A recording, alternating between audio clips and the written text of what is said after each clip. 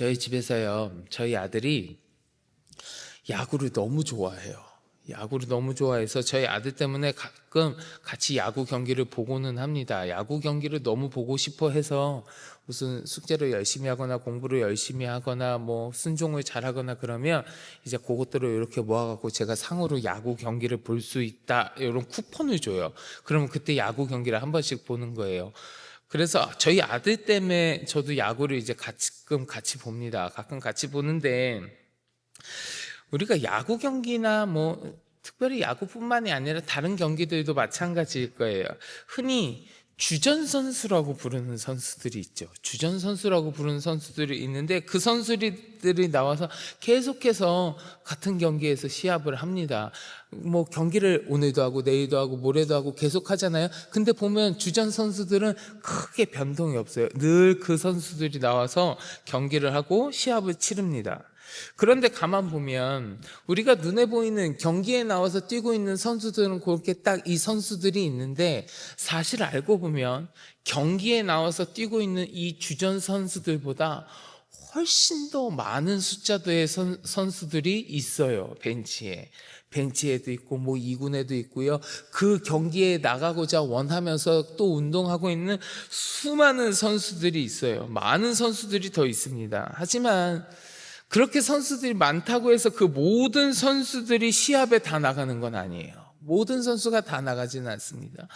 감독의 지목을 받은 선수, 그 선수가 가지고 있는 역량이나 여러 가지 것들을 감독이 보고 판단해서 얘가 이제 시합에 나갈 만한 역량이 되는구나, 얘를 쓰면 되겠구나라고 감독이 생각하고 감독이 지목해서 쓰는 선수, 그 선수가 이제 주전 선수가 돼서 시합에 나가는 거죠.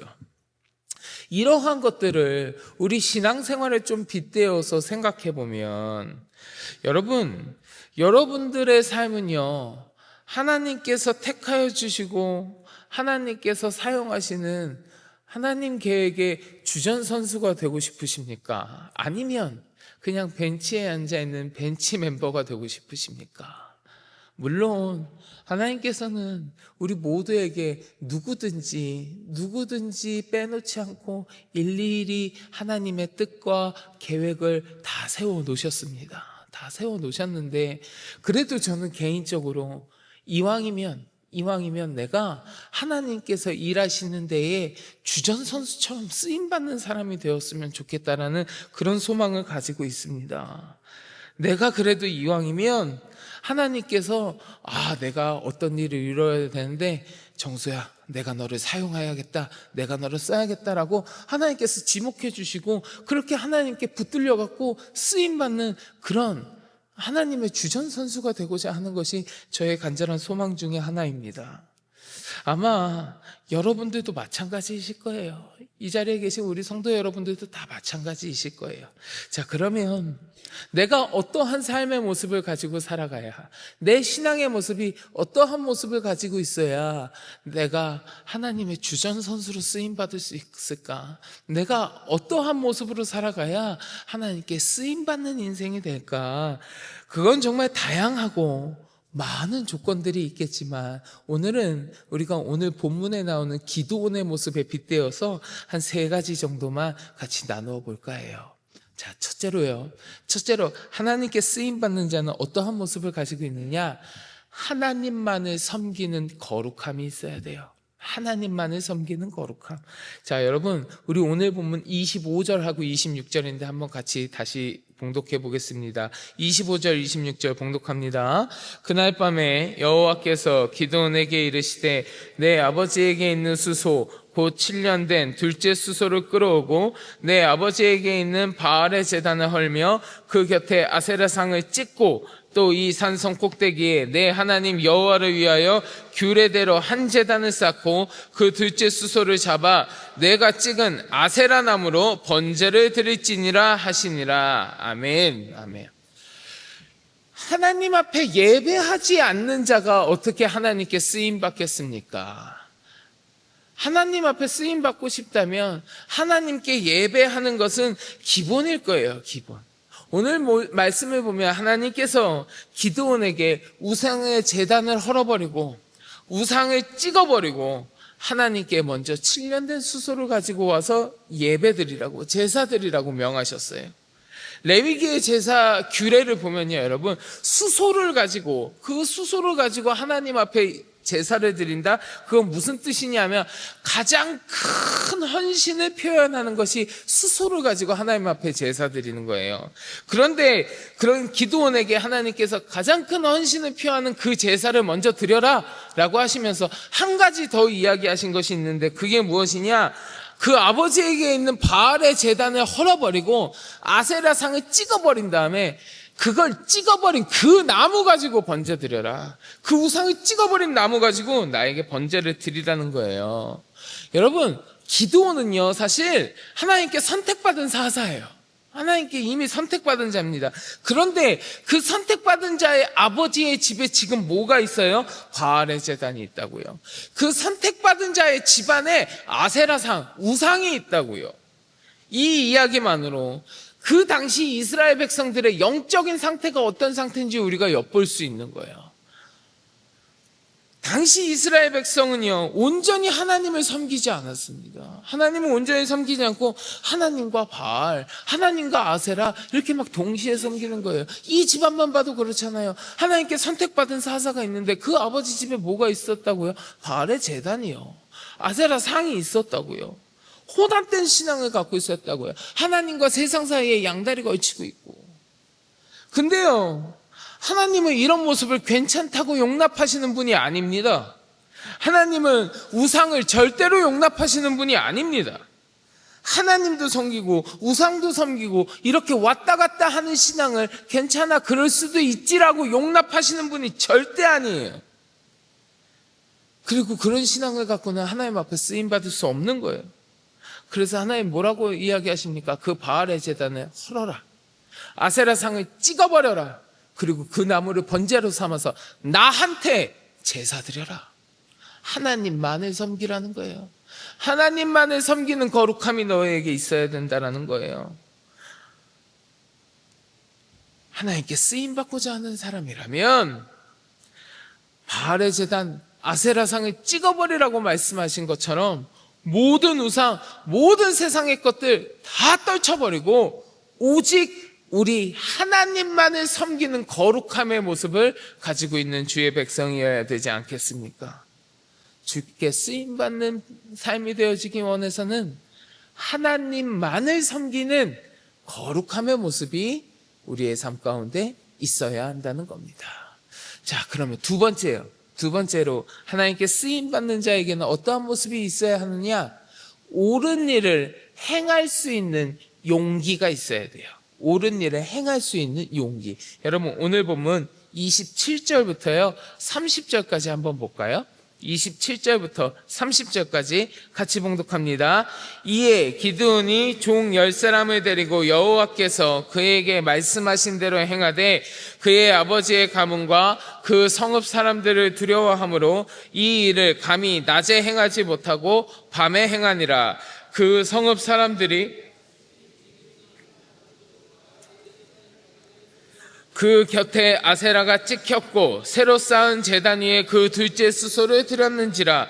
서러므로 이르되 이것이 누구의 소행인가 하고 그들이 케어 물은 후에 이르되 요아스의 아들 기드온이 이를 행하였도다 하고 성읍 사람들이 요아스에게 이르되 내 아들을 끌어내라. 그는 당연히 죽을지니 이는 바알의 제단을 파괴하고 그 곁에 아세라를 찍었음이니라 하니. 아멘. 자, 지금 상황을 한번 잘 보세요. 기드온이 그 우상을 찍어버렸습니다. 그 제단을 헐어버렸어요. 근데 그 모습에 뭐라고 얘기했냐면 기드온이 종 10사람을 데리고 와서 그것을 했다 그랬어요. 종 10사람을 데리고 와서. 자, 이 이야기는 종 10사람을 데리고 왔다는 건 무슨 이야기냐면 그때 당시에 기드온의 위치를 나타내 주는 거예요. 기드온은 적어도 종 10명 이상을 자기가 부릴 수 있는 재력과 사회적인 지위가 있는 그런 사람이었다는 거예요. 그 기드온의 집안은 그 정도의 집안이었다는 거예요. 그냥 저 평민이나 저 노비나 이렇게 낮은 신분의 사람이 아니었다는 거예요. 재력도 있고 사회적인 지위도 있는 종 10사람쯤은 그냥 내 뜻대로 얼마든지 부릴 수 있는 그 정도의 위치에 그런 집안의 사람이었다는 겁니다. 자, 그런데 그가 이렇게 재력과 지위를 갖고 있었음에도 하나님의 말씀대로 우상을 찍어내는데 그것을 언제 했습니까? 낮에 행하지 못하고 밤에 행했다 그랬어요. 왜요? 왜 밤에 행했습니까? 아버지의 가문과 그 성읍 사람들이 두려워서 그랬다 그랬습니다. 자, 이건 무슨 얘기냐면 그만큼 지금 이 이스라엘 사회 가운데 이 이스라엘 백성들 가운데 우상을 섬기는, 우상을 아주 이렇게 신성시하는 그러한 문화, 그러한 우상 숭배의 모습이 아주 만연해 있다는 거예요. 만연해 있다는 거예요. 그러니까 그 사람들 앞에서 하나님을 섬겨야지 어떻게 우상을 섬기느냐 하고 딱 찍어버릴 수 있는 그러한 분위기가 아니라는 거예요. 이 사람들 앞에서 대놓고 우상을 찍었을 때 아주 위험에 처할 수 있는 그러한 우상이 더 먼저 되는 그러한 분위기의 사회라는 거예요, 지금. 심지어 아침에 일어나니까 사람들이 그 우상이 파괴되어 있으니까 어떻게 했습니까? 누구의 성행인지 알아내고 기드온이 그랬다 그러니까 기드온의 집에 가서 그 아버지 요아스에게 뭐라고 요구해요? 이거 부셨으니까 네 아들 죽여야겠다. 네 아들 죽이리라. 아들 내놔라. 이렇게 이야기하잖아요. 하나님의 백성이라고 하는 이스라엘 백성들이요, 우상을 파괴한 사람을 잡아서 그걸 죽이겠다고 얘기하는 거예요. 심지어 그 죽이겠다고 이야기하는 사람이 그 당시 사회 가운데에서 재력도 있고 사회적인 지위도 있는 사람이라고요. 그 집안에 가갖고 네 아들 내놔라, 네 아들 내놔라, 네 아들이 이런 짓 했다, 네 아들 죽일 거다라고 이야기하고 있다라는 거예요, 지금. 이들에게 우상을 섬기는 마음이 절대적이었다라는 거. 이들이 살아가고 있는 그 당시 사회의 분위기가 우상을 아주 우선하는 분위기였다라는 것을 나타내주는 이야기예요. 이러한 분위기 가운데에서 하나님의 거룩함을 드러낸다? 하나님께서 말씀하신 일을 행한다? 하나님께서 명하신 옳은 일을 내가 대놓고 행하겠다? 그 일을 내가 실천하겠다? 아주 어려운 이야기입니다. 아주 어려운 이야기. 목숨 걸고 하는 행동이에요. 기드온이 바알의 제단을 헐고 우상을 찍어버리면서도 자기가 그렇게 하면 자기가 위기를 맞을 것이고, 자기가 그렇게 하면 사람들이 자기를 찾아와서 죽이려고 덤벼들 것이라는 것을 기드온이 몰랐겠어요? 기드온도 알았어요. 자기가 그걸 행하면 그렇게 될 거라고 기드온도 알고 있었을 겁니다. 알았을 거예요. 그런데 그럼에도 불구하고 기드온은 행한 거예요. 그렇게 위험을 당할 걸 알면서도 기드온은 행한 거예요. 왜? 그게 하나님께서 명하신 옳은 일이니까요. 그렇게 하는 것이 옳은 일이니까요. 옳은 일을 하기 위해서 내가 위험에 처할 것을 알지만 그래도 기드온은 용기를 내서 행한 거라고요. 행한 거. 하나님께 쓰임받는 자는 옳은 일을 위하여, 하나님의 일을 위하여 용기 낼 줄 아는 사람이어야 된다는 겁니다. 좀 위험하니까, 어려우니까, 그래서 망설이기만 하고 용기 내지 않는다면 하나님께 쓰임받는 자가 되기는 어렵지 않겠습니까? 하나님께 쓰임받는 자는 옳은 일을 위하여, 하나님의 일을 위하여 용기를 낼 수 있는 자여야 된다는 겁니다. 자, 마지막으로 하나님께 쓰임받는 자는 어떠한 모습을 가지고 있느냐? 죄악에 대하여 단호한 모습을 가지고 있습니다. 죄악에 대하여 단호한 모습. 오늘 보면 31절과 32절 같이 봉독해 보겠습니다. 요아스가 자기를 둘러선 모든 자에게 이르되 너희가 바알을 위하여 다투느냐? 너희가 바알을 구원하겠느냐? 그를 위하여 다투는 자는 아침까지 죽임을 당하리라. 바알이 과연 신일진데 그의 제단을 파괴하였은즉 그가 자신을 위해 다툴 것이니라 하니라. 그날에 기드온을 여룻바알이라 불렀으니 이는 그가 바알의 제단을 파괴하였으므로 바알이 그와 더불어 다툴 것이라 함이었더라. 아멘.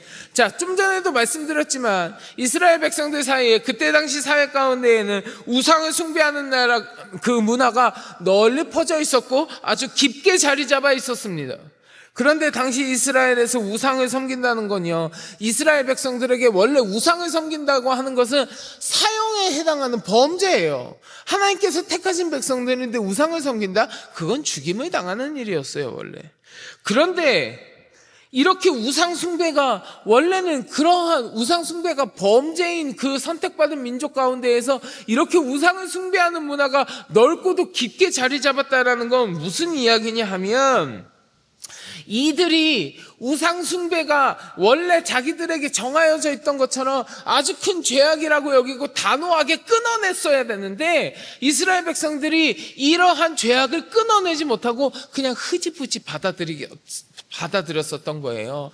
그냥 죄악이 들어오는 것을 이번에 괜찮겠지, 요것만 눈 감아줄게 하면서 흐지부지 조금씩 받아들인 거예요. 단호하게 끊어내지 못하고 흐지부지 받아들이다 보니까 그것이 점점 널리 퍼지고 점점 깊게 자리 잡아서 이 상황까지 오게 돼버린 거야라고요.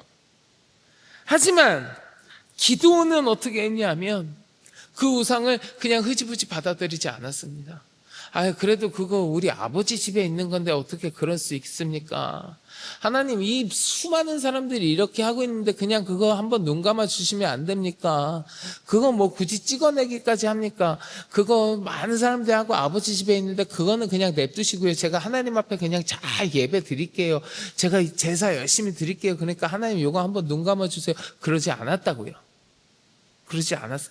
기도는 하나님께서 말씀하신 대로 그 제단을 헐어버립니다. 그 우상을 찍어버립니다. 단호하게 끊어내는 거예요.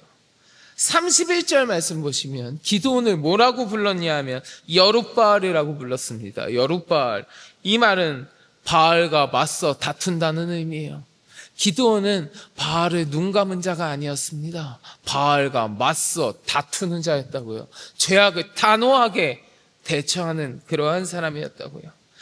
죄악에 대해서 단호함 없이 흐지부지 해버리면 그 삶 전체가 죄악으로 물들어 버리게 돼 있어요. 조그만 것이라도 요건 괜찮겠지, 요 정도는 넘어갈 수 있지 하고 그냥 유야무야 받아들이면 그것이 내 삶 전체를 죄악으로 물들인다고요.